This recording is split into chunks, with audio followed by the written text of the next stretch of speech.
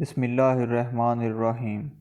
Today we are going to learn English alphabets. There are 26 alphabets of English language. A, B, C, D, E, F, G,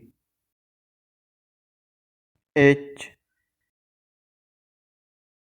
I, J, K, L, M,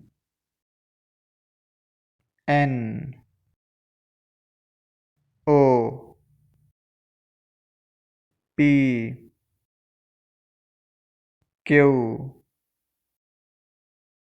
R, S, T,